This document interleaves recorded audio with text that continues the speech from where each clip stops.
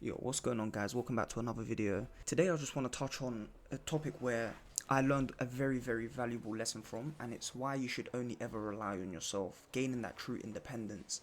And I'm just going to give you a little story time. Back when I was maybe 18, 19 years old, I'm 22 now, and it taught me such a valuable lesson that I'll never forget, and I used it for my own good. So back when I was about 18, 19, I was working an office job in the city, central London, and I actually got a call from one of my friends, and he just told me like a little situation that happened between him and his own friend group, and he just said, bro, like, I just want to be able to make my own money and be free. And I said, you know what, bro, it's funny you said that, because I was thinking the same exact thing, and I'd been researching at the time as well about different money making modules, and I'd been researching a lot, and I stumbled across SMMA and it looked good. It required a little bit of startup cost but nothing too dramatic, and I shared that idea with him and it just blew up. Like, we were both so happy and excited to start it. And then he bought a course, whatever, I bought a course too, and we started learning. Now, we done everything perfectly. He had his own business and I had my own business, so we both had two businesses, but it's an identical business module. He was selling to solar panel niches and I was selling to home renovation niches. So we just had a bit of a different audience, but it was the same concept, right? You're still doing calls and trying to sell clients. It was going well. We were working together. You know that old saying, two minds is greater than one. And it really was. However,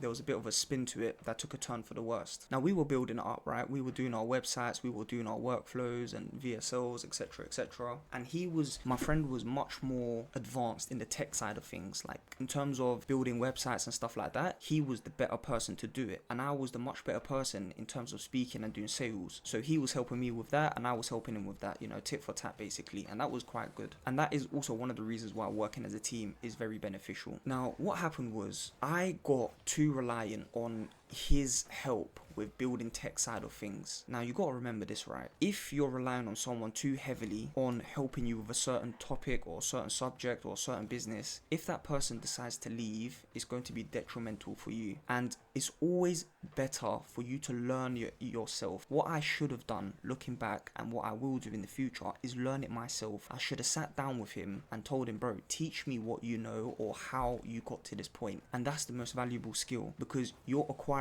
that own skill, that tool for yourself. It's like someone that's the jack of all trades. They know how to do their own carpentry, they know how to do their own bricklaying, plumbing, electrician. That person wouldn't have to really rely on anyone else to do the work for them. Now, it does take a little bit more time, but once you have them skills, you will never lose them. And basically what had happened was, for whatever reason, my friend fell out of motivation to pursue this business module, and it left me in a huge lack of self-belief, and it really just took a turn for the worst. It was going so good, and then things happened. We had a great bond, we had a great routine as well. We would both go to our jobs and then come back and go to the gym, come back and then work on our own business, and it was one of the best periods of my life. But obviously, like I said, it took a bit of a turn for the worst when he fell out of motivation for the pursuit of the business module and decided to leave, and it left me in a state of turmoil. Obviously, I was good at the sales, but if you want to run an online business, you need to have the skill to be able to problem solve. You need to be able to sit down by yourself and rely on no one and get shit done. And that was a skill I hadn't built up.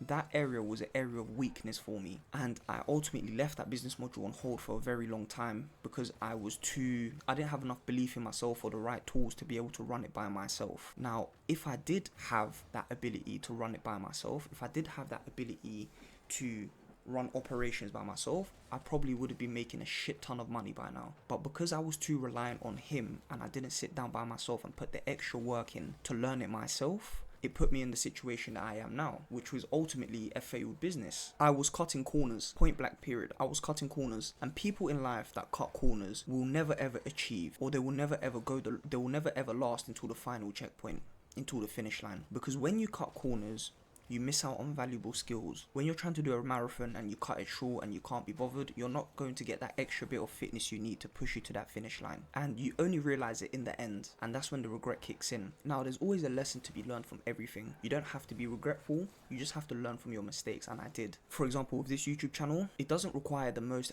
editing, but I have learned so much just by sitting here and going through tutorials on how to edit and how to do it myself. I don't outsource it to someone on Fiverr. I don't do anything like that, because I want to learn how to edit myself so I can have that knowledge just in case I need it for the future. And it keeps me on my toes as well. When you're doing the work yourself, like, there's a lot of rich and successful people, they're millionaires, right? They never have to work another day in their lives, but they still come into work because it keeps them sharp, it keeps them on their toes. It keeps them motivated and driven. If you kind of take a back seat and stop working or stop putting in the work yourself, you're going to fall into a state of comfiness. And that's exactly what happened with my friend. The days that he wouldn't work, I wouldn't work. No reason, like there was no reason for me not to work. I was feeling amped up and driven, but I would wait for him to feel okay to work again because I knew I needed him, right? And this is not his fault at all. It was my fault, to be honest with you. Instead of me cracking on with it by myself and learning and putting in the work so I can use them skills for myself, I just took a back seat. And I think it's just one of the most important lessons in life. You shouldn't rely on people too heavily. You should only rely on yourself. You should really hold yourself accountable. If things are not going right, you should only look at your own flaws. Maybe other people are making mistakes too. That's fine, but that's their own life. If they up and decide to leave, you can't do anything to stop them. You only have yourself. You only have your own back at the end of the day. And it's also like another point, no one cares as much as you do. It was evident,